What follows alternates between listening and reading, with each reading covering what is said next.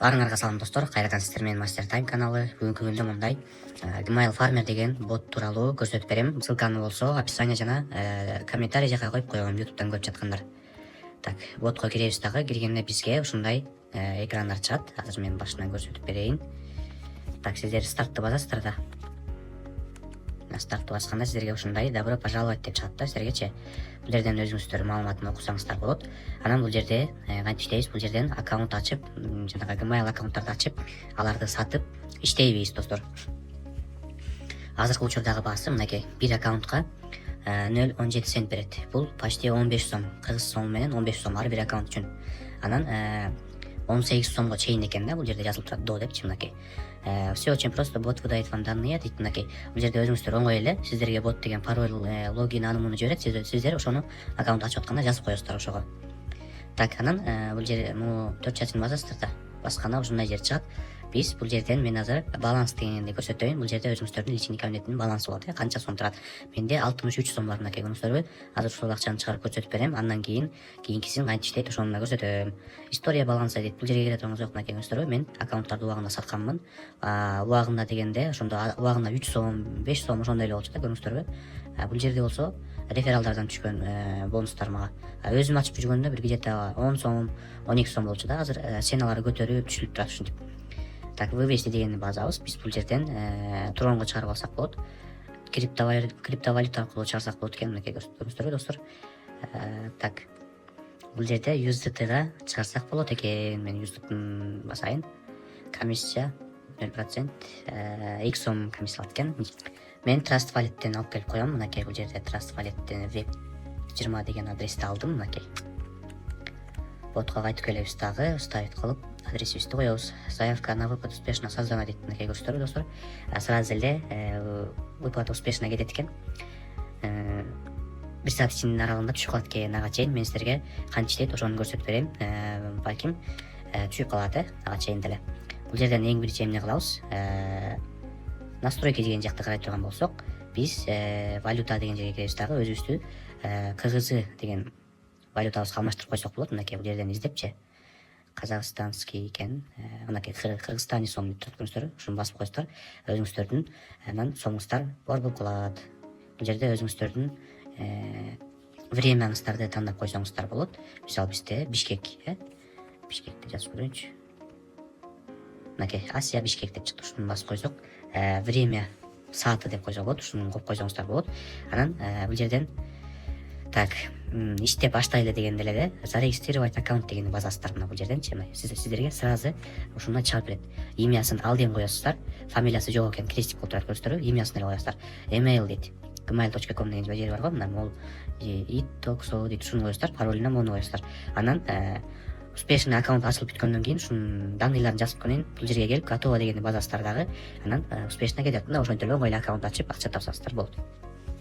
Азыр мен ушул жерден аккаунт ачып көрсөтүп берейин. Так, мынакей достор, бул мен меники айфонда. Анан бул жерден Chrome'ну көчүрөсүздөр дагы. Бул жерден запроско жазасыздар. Google'га ушинтип жазып аласыздар. Создать Gmail аккаунт депчи. Экинчисине киребиз, Google аккаунт деп турган жерге. Эң ылдый түшөбүз. Анан мынакей создать аккаунт деп чыкты. Ушуну басабыз. Эгер сиздердики Android болсо, Chrome бар да, ошол жактан эле прямой кирип ачсаңыздар болот. Жерден создать аккаунт деген басабыз. Биз жаңы аккаунт ачып атабыз. Для личного использования дегенди тандайбыз. Анан мынакей уже башталды, көрүңүздөрбү? Ботко кайтып келебиз. Мынакей имясын алден койгула дейт. Басып турабыз. Бул жерден копирование кылсак болот. Мына имясына алден деп коебуз. Далее басабыз. Бул жерден день рождениясын боттон берген жок да, ошондуктан бул жерге каалашынча эле коюп койсоңуздар болот. Жылын деген 18 жаштан ашырып коюшуңуздар керек, 18 жаштан ашырып, мисалы 2000 деп деле койсоңуздар болот. Не указан деп койсоңуздар болот, пол жагын. Далее басабыз. Анан мынакей ушул жерге дагы боттун жанагы gmail.com деген ушунусун коебуз, ушунусун бизге жибербөдүбү? Копировать кылабыз. Вставление кылабыз, мынакей туура болду. Далее дегенди басабыз. Эми пароль, көрүңүздөрбү? Пароль дегенде мынакей өзү пароль жиберди деп булбот. Ушуну копирование кылабыз. Кайра бул жака кайтып келебиз дагы. Бул жерге парольду коебуз, ставить кылып. Бул жерден кээ бирлердин сиздерге номер сурашы мүмкүн. Менден уже көп аккаунт ачылып калганда, менде ошондуктан бул жерден менде номер код алып өтүш керек. Себеби бул жерде деген Google аккаунт улам мисалы көп аккаунт ачкан сайын текшерип турат да. Эгер бул жерден улам бир номерден бир где-то 10-15 аккаунт ачып койсоңуздар, ушинтип код сурап, бул лимит жетип калган деп айтат да. Ошондуктан достор, күнүнө жок дегенде боттун өзүнүн правиласы бар. Өзү деле айтып берет негизичи. Ошондой күнүнө бир максимум дегенде 3 аккаунт ачсаңыздар болот. 2 саат аралыктанчы. Ошондо сиздерге банга түшүрбөйт. Башкача айтканда, ушул меники мындай бан дегендей болуп калды да. Мындайчы мен көп аккаунт ачып ийдим деп айтып койбодумбу, ошон үчүн ушундай мага бан болуп түшүп калган. Мен эми башка номер табышым керек болгачы. Ошондо гана бул жерден өтүп анан ача алам. Ошондуктан достор, силер жаңы иштеп баштадыңар, силерге эч кандай көйгөй болбойт. Мен ушул жактан өтө албай калам. Анан сиздер мына ошентип эле мен көрсөткөн ачып бергенден кийин успешно деп чыгат да. Успешно аягына чейин чыгаргандан кийин сиздер бул жерге келип готово дегенди басып коесуздар. Бул жерденчи готово деп. Анан ошондо сиздерге успешно деп бул жерге hold деп келет. Так, мынакей достор, биздин акчабыз түшүптүр уже. История жагын көрсөтүп берейин.